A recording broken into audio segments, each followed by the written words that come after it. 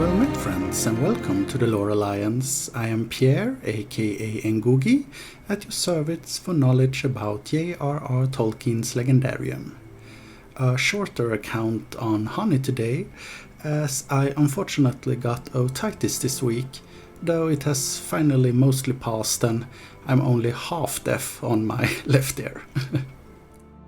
He keep hives, and hives of great fierce bees, and lives most on cream and honey.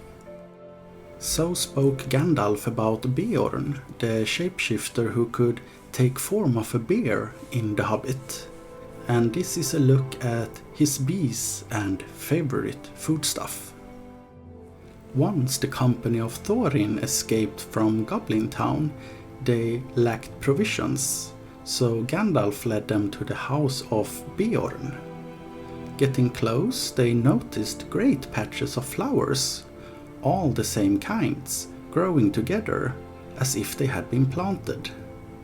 Especially there was clover, waving patches of coxswain clover and purple clover, and wide stretches of short, white, sweet, honey-smelling clover. There was a buzzing and a whirring and a droning in the air. Bees were busy everywhere. Bilbo had never seen anything like them. They were bigger than hornets, and the bands of yellow on their deep black bodies shone like fiery gold. "We are getting near," said Gandalf. "We are on the edge of his bee pastures." Beorn accepted Gandalf, Bilbo and the dwarves as guests, since they were enemies of the goblins. He offered them supper that they had with delight. At last Gandalf pushed away his plate and jug. He had eaten 2 whole loaves, with masses of butter and honey and clotted cream, and drank at last a quarter of mead, and he took out his pipe. Note that mead is an alcoholic beverage made historically from honey.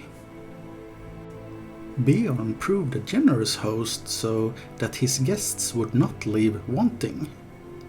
He would provide ponies for each of them, and a horse for Gandalf, for their journey to the forest, and he would lade them with food to last them for weeks with care, and packed so as to be as easy as possible to carry.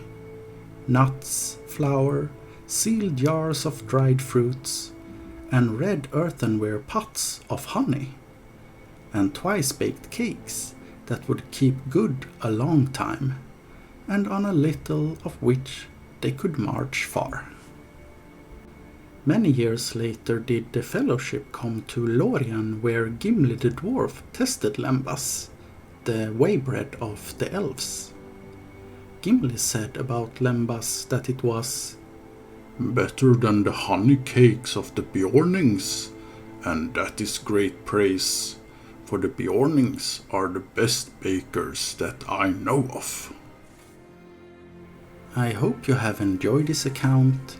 If you would like to share what food or what meal in Tolkien stories that made you most hungry or eager to share, I'd be happy to hear about it. And if you have any topic that you would like to learn more about, feel welcome to suggest it.